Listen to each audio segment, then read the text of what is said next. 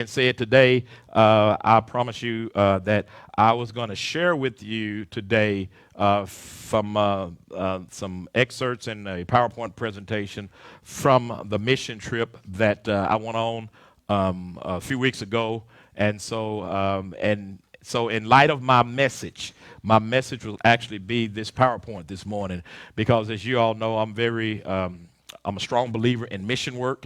I'm a strong believer and have been blessed to be part of several mission trips from Africa to Haiti to Mississippi to New Orleans to Arcola, Mississippi, different places. They all have the same purpose, and that is to bless those that are there. And so a few weeks ago, I had the privilege to go to Mendenhall, Mississippi, which is a little rural town just south of Jackson, Mississippi, about 30 miles, with the ministry called Sowing Seeds of Joy, whose I'm a board member.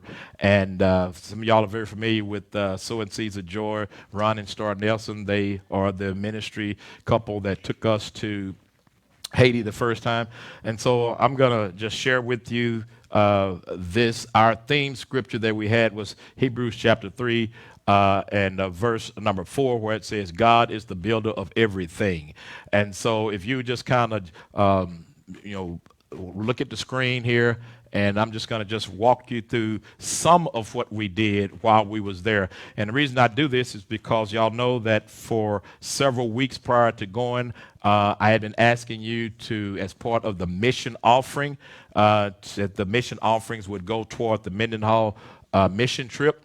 And so I want you to see how the Lord used this church and your giving to help bless this church. But anyway, it was Sowing Seeds of Joy, Mendenhall Mission 2021, and it was termed Mission Possible.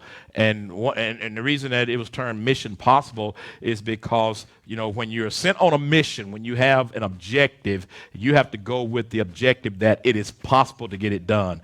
That no matter what is put in front of you, one thing you learn about going on mission trips and being in missions is that, and they teach us you got to be flexible. You got to be flexible, and you got to adjust to what's in front of you so that you can be responsible. Next slide. And so this was our mission team right here, and our mission team members. Okay. And so I put their names, those that I remembered, their names out here. But if you notice, myself and Brother Daniel, raise your hand. Brother Daniel was part of the mission team from Bear Creek. And so then we had Pastor Ron Nelson and Star Nelson from Cornerstone Church, which is their home church. And then there were several other members from their home church that was part of this mission team. And then we had Sharon, who's part of the board. She goes to One Community Church in Plano. She's part of the mission team. And then we had a mother and two daughters, a single mother, and they were from Oak Cliff Bible Fellowship, which comprised this mission team that we had. And so, next slide. And so our mission trip calling, and our goal was to minister to the kingdom of God by coming alongside the Mendenhall ministry of Mendenhall, Mississippi, and to fulfill the desires that they shared with us. Prior to going on this trip, we had contact with them, and they had shared with us what they would like for us to do once we got down there, some of the needs that they had. And one of the things about missions that I learned, and I learned it especially going to Haiti, is that when you go on a mission trip, you're going there to work with the people that's already there. And there are sometimes that, and I was guilty of it too, that whenever we would go, especially to a foreign country, I had a tendency to take my Western culture there and then try to put my Western culture up on them. And I found out it doesn't work that way. So one of the things that you learn on mission trips is you study where you're going first. For those of y'all that might remember the mission trip that we went on, we actually, for about 6 weeks prior to going, we actually had a lady come in who was from Haiti, and she actually taught us Haitian words, and she taught us that we learned about the culture. Because whenever you do mission work, you want to make sure that you are a positive asset to those that are there. All right, and so we started Monday. Go back to that slide, please. We started Monday, June the 7th is when we departed from Mendenhall, Mississippi. We left at 5 a.m. Our theme was building community joy, and then the mission team returned on the 14th. So it was a 7-day mission trip. We left at 5 a.m. We drove all the way to Mendenhall, Mississippi, which was about 7 hours. Next And so this is who we went to work with. These are the leaders of Mendenhall Ministries, Dr. Scott Holloway and his wife, and I forgot her name. But they are the leaders of that little ministry. And Dr. Holloway grew up in Mendenhall, Mississippi area, but Dr. Holloway also graduated from Dallas Theological Seminary. And like most men, Dr. Holloway could have went anywhere he wanted to go. He could have went and applied to pastor for a church somewhere. But Dr. Holloway chose to go back to the home, that town where he grew up, and be an assistant and use the gifts that God had given him for that ministry. Okay, and so it says the Mendenhall Ministries exist to demonstrate the love of Christ to at-risk individuals and families through meeting and or addressing their spiritual, social, educational, economic, and physical needs, and to facilitate reconciliation in the body of Christ. And basically what they do is, if you go down there, you'll see they own a lot of buildings. There's a lot of buildings in this little area, and they do everything. That ministry does all type of spiritual work, physical work, economic. They really is the backbone for that small rural community there in Mendenhall, Mississippi. And so it was my pleasure to get to meet Dr. Holloway. Found out that he and I have a mutual friend, which is Pastor Timothy Wilbert of Bible Way Community Church. Him and Pastor Wilbert went to DTS together, and as I was talking with him on the phone, and he was asking me about the church, and I told him about the church where he was located. He asked me, he said, well, do you know a Timothy Wilbert? I said, yeah, how ironic. Of course I know him. I said, I helped him start his church. And so so we really connected. And so it was good serving with him. Next slide. And so this is actually the Mendenhall Ministries Volunteer Center. They have a volunteer center, and it's that center building in the center is the actual volunteer center. And it is a center that they have had constructed, and it is used to house volunteers and to house mission teams.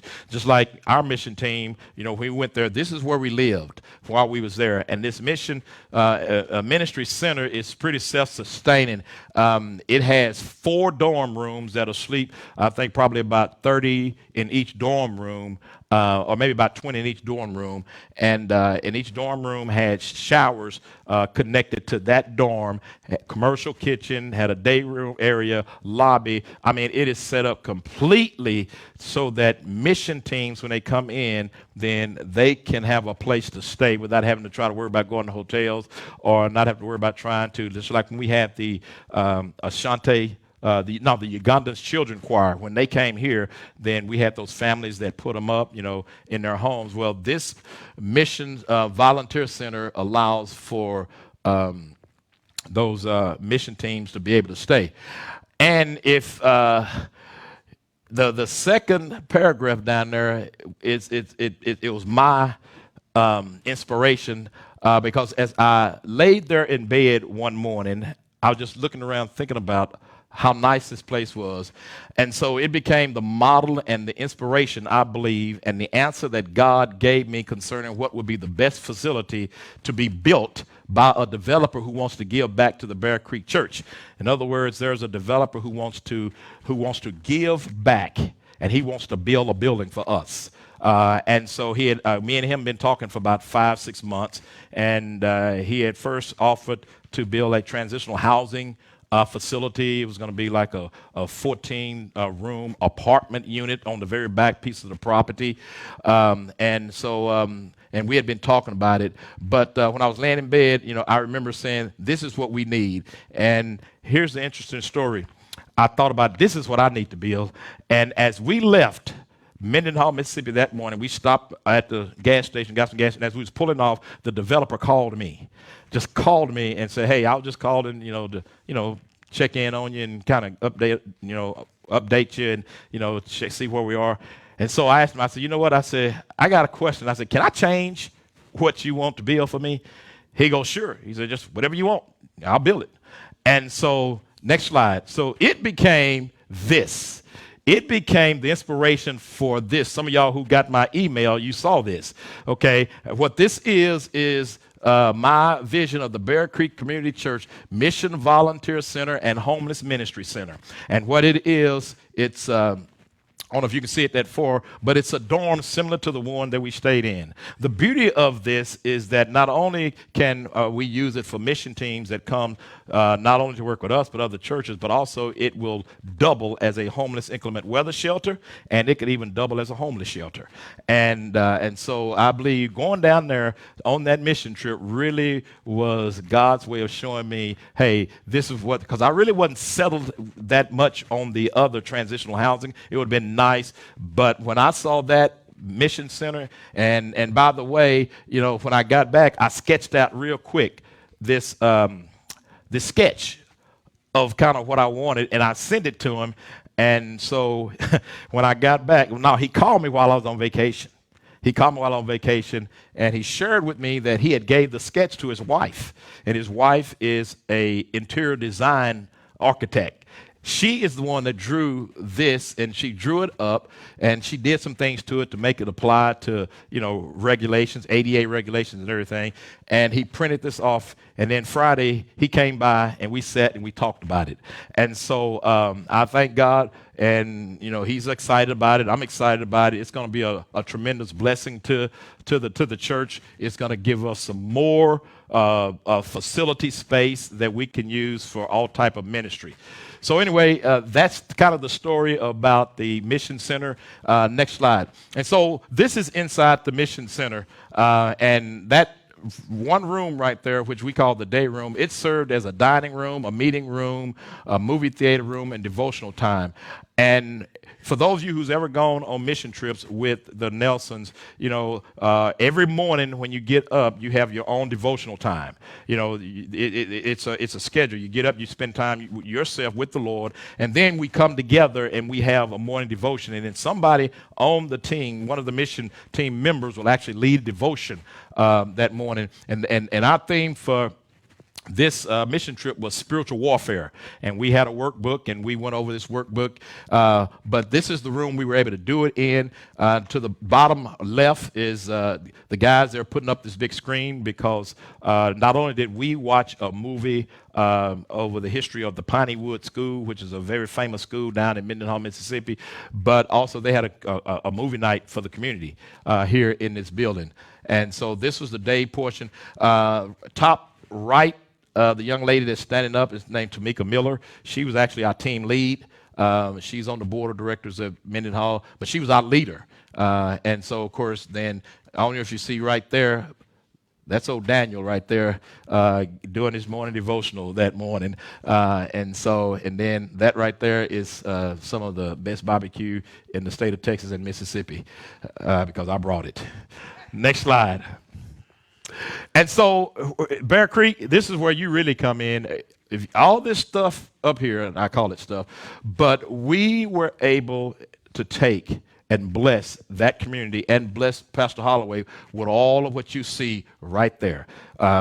If you see the dolls, some of y'all remember those dolls, okay? And then you see those, that's the hand sanitizer and the hand soap. These are school supplies that have been given to us, and these are school supplies. And so we had a little ceremony. That's Dr. Holloway right there. And we had a little ceremony in there where we then presented all this to him.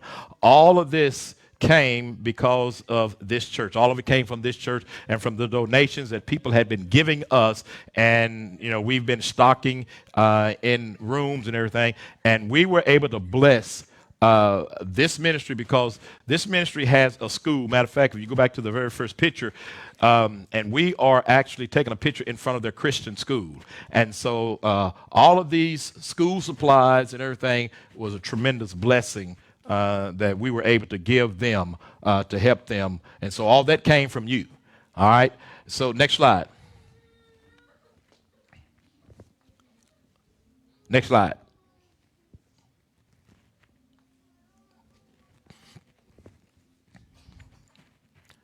Okay, so here we have, right there was when we was first arriving. That's Miss Mary. She was probably the oldest lady in the bunch. And then these bags, we gave a lot of these bags out, and these are bags that we had that was left over from our Haitian mission trip one year. And so we were able to give them, and as they handed out things to the community. They handed them out in those Serve Like Jesus bags. But then this is Dr. Holloway right here. And Dr. Holloway that night came by and he sat with us and he told us a little bit about Mendenhall and about his history growing up in that area. And he shared with us about how at age 5 or 6, some people were shot at him because of all the races and the everything that they was dealing with down there in the Deep South. And he said as a 6-year-old, he never could understand why would somebody be trying to shoot at him. But there were some people shooting at him, and he was talking about all the things that they went through in that little community. And so it was very, very touching because you begin to realize that, after all that he went through in that community, he was willing to go back to that community and to devote his life to serving that community.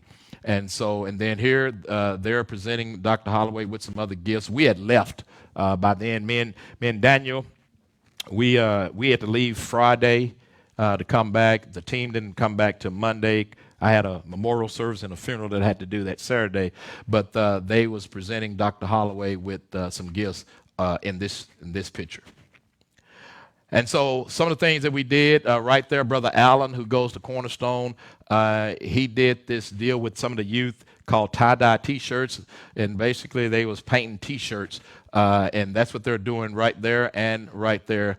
And then this picture right here, this is a single mother and her 2 daughters who went on their first mission trip.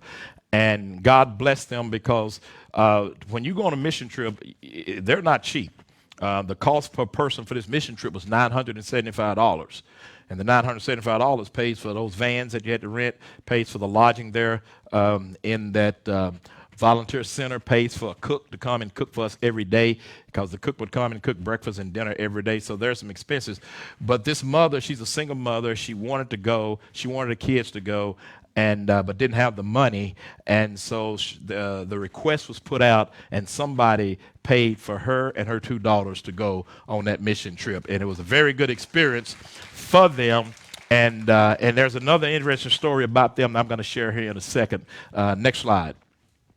And so we basically had 2 teams. I was in charge of the construction team. I was in charge of the team to do all the remodeling, renovations, and everything that they had wanted fixed. And then we had another team that was really sort of like the team that kind of went out. And so here we have some of the team members, Miss Faye, Miss Mary, and they are actually at the Genesis School, and they would go to Genesis School every day, and they would work with those teachers in those classrooms. And so this is some pictures of them there. And while they are here, we are about 2-3 blocks away at the rest of their facilities where the construction team was doing their work. So next slide. So there was a lot of areas that we had to tackle as a construction team. And before we went, they actually sent us a list of some of the things that they wanted us to do. Matter of fact, Pastor Ron and several other men, they actually made a trip down to Mendenhall back in February, took pictures and saw the work that we would have to do. These are the ceilings. This is their administration office. Had a real bad roof leak. There was a mission team that came in earlier, and they put a new roof on the administration area. But this was the damage that has been left there. And then this is a piece of sheetrock that had fallen inside this closet. And so that, along with a lot of other things, they had asked us to do.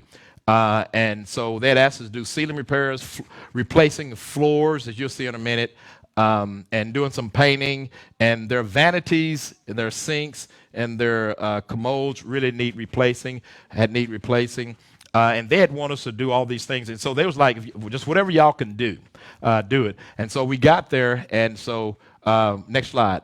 And so what we did was, these are slides, and this is all new flooring that's been put down. If you look at right there at that slide right there, that's actually the floor, and those are the walls when we got there. So they had asked if we could replace the flooring, paint the walls, and so that's what we did. That's actually me, and so I'm not going to take all the credit for putting all them floors down, but sometimes it's real smart to get in a photo op after Daniel done did 90% of the floor. I did that on purpose. That's why I had you let me get out there and take a picture. But it was Daniel who did all of these floors right here in that building. And that was about 300 square feet worth of ceramic tile. And if you've ever done ceramic tile, it's not easy. And it's hard on you because you're always down on your knees. You're having to cut tile. And one thing about Daniel that I have learned is that, unlike me, Daniel's got to get everything perfect. Okay, he's got to get everything perfect. He frustrates me sometimes because I go, man, don't worry about that little bit. Ain't nobody gonna see that. No, Pastor Webb, it's got. And when you walk in there, I guarantee you, a floor inspector could walk into this place and could not find nothing wrong with that floor that he put down. You know, he went under door jams and everything. So Daniel, I really appreciate you going, spending that time with us. And next slide. And so, like I said, all these floors here. This was a utility closet, and once we got there, they had asked us if we could do some of that utility closet, and it was in pretty bad shape. And so you see a back door right there. There's a water heater. There's an old floor, and so they were no longer using that door, and so they wanted to just like cover it up. So that part I actually did. So I framed it in. And that's the finished framing. So the door is gone. Daniel put the floor in. Brother Louis right there, he was caulking and trimming it out and everything, and that's me out there cutting wood and stuff. And so that was one of the projects we did. And so, and matter of fact, right down there on the lower right, if you see, that's what I'm talking about. See, me, I'd have just, I'd just went around that pretty quick, but Daniel had to make sure that you couldn't see no floor between that board right there and that tile. But also one of the things about going on mission trips is that I like is you always connect with people, and we connected with a young man. That's him there. His name is Micah. And Micah is a young man that actually started working for Mendenhall Ministries. And about 2 weeks before we got there, he gave his life to Christ.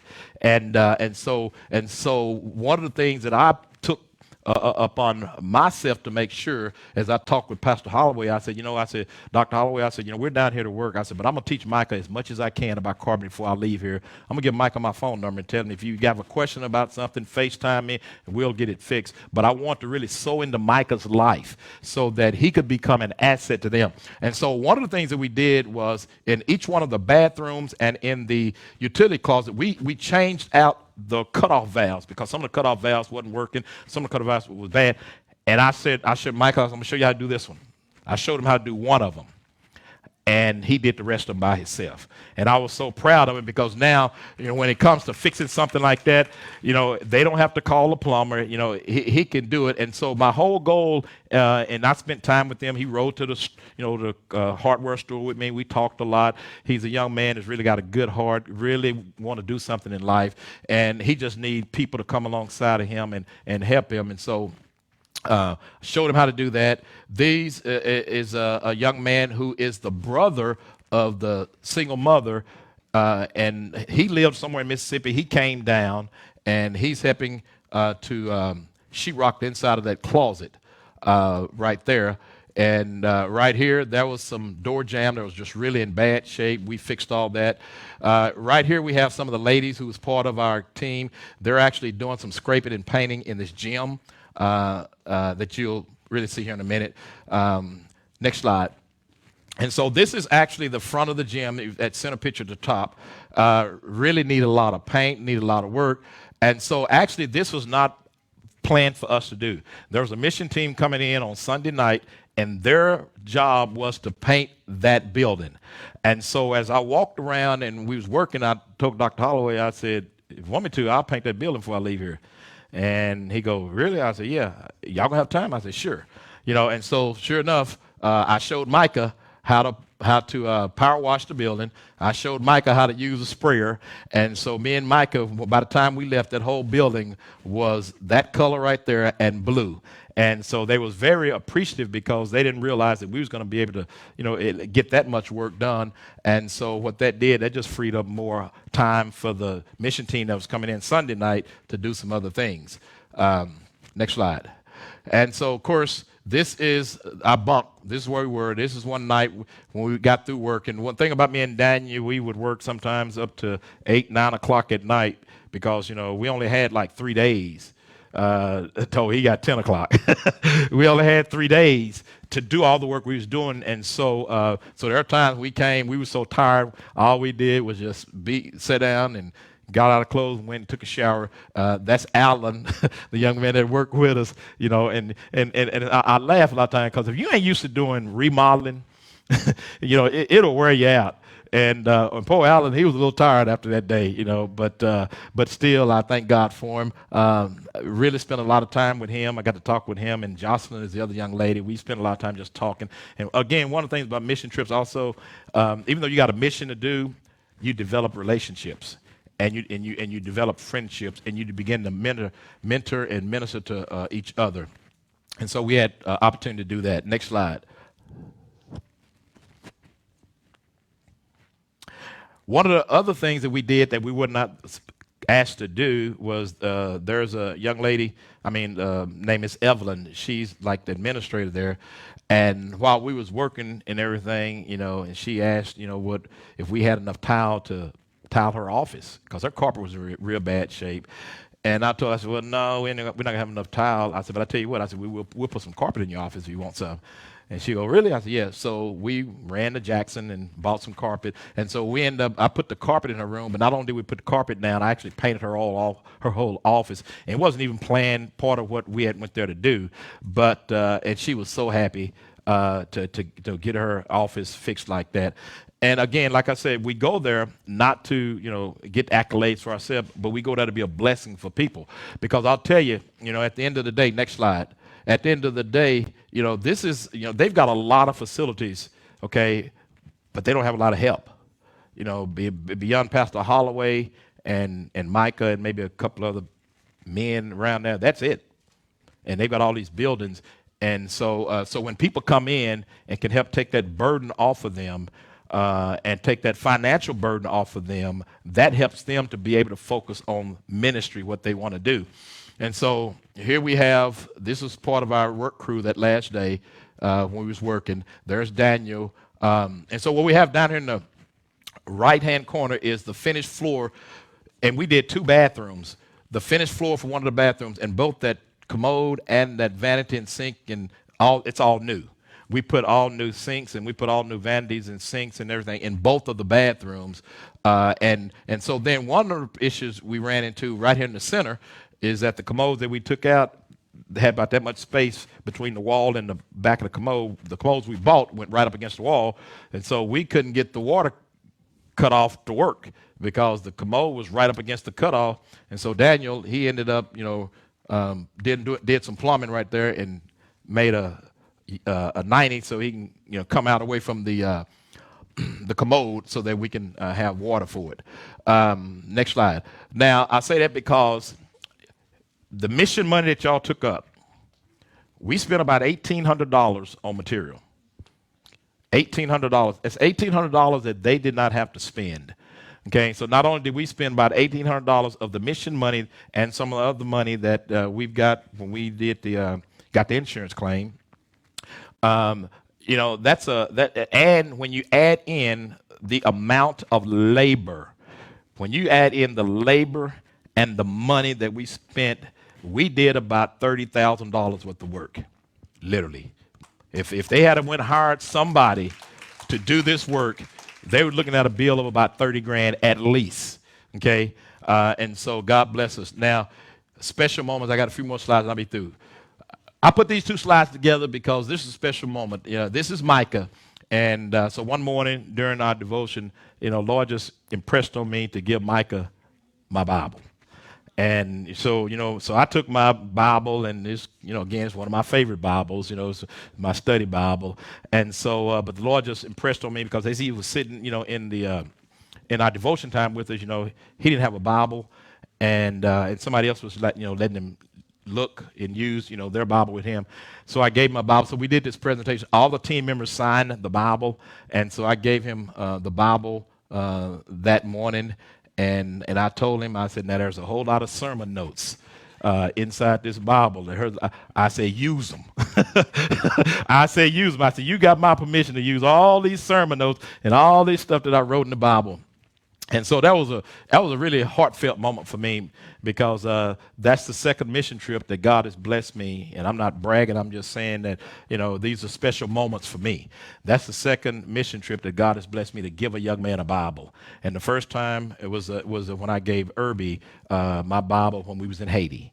And led him to the Lord, and he was like, I said, "Do you have a Bible?" And he said, "No." So I gave him my Bible. But then this next picture is very special because the young lady, single mother, the two daughters. Okay, that's her real father right here, and that's her stepfather. Yeah, they rode together they lived, I think, about 45 minutes or so away. They rode together. They came down and spent the day and helped us, and they worked together. And we were all amazed at the biological father and the stepfather working together like that.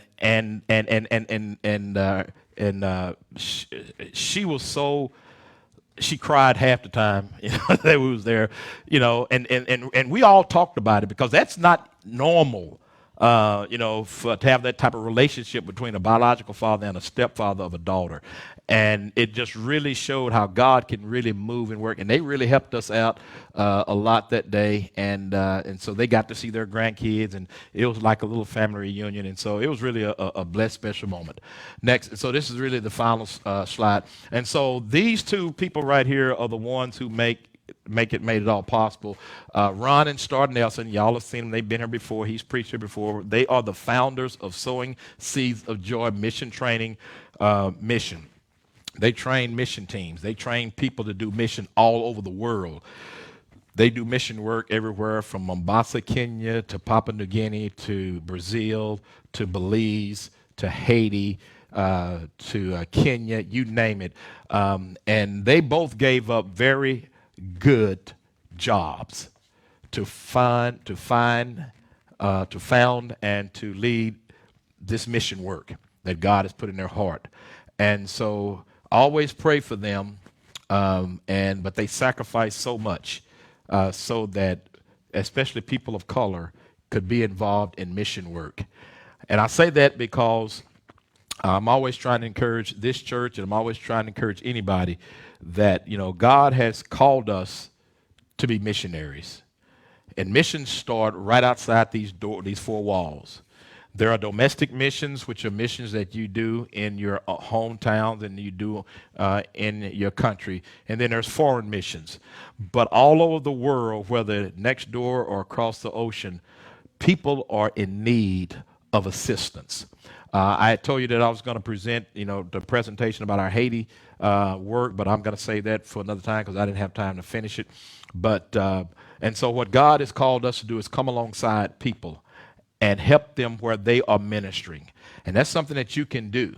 A lot of people think that, to do mission work, I gotta go to another country. No, you don't.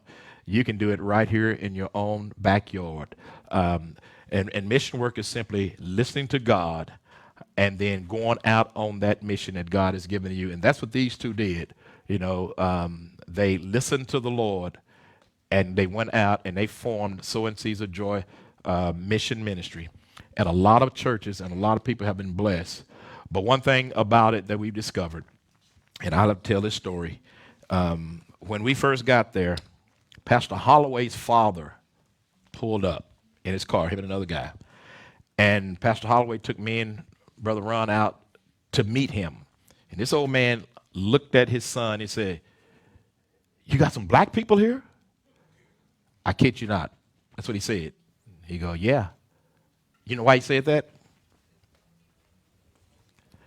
Because just about every mission teams you see, they're of another race. I remember when we went to Kenya with Sister Joy, and I never forget when we got out of that car at that orphanage, Sister Joy's words rung very strong in my ear. She said these words. She said, "I told y'all I'll bring somebody that looked like you." Why did she say that? Because all the teams and the mission teams that were coming to that orphanage were of another color. Haiti, Same way.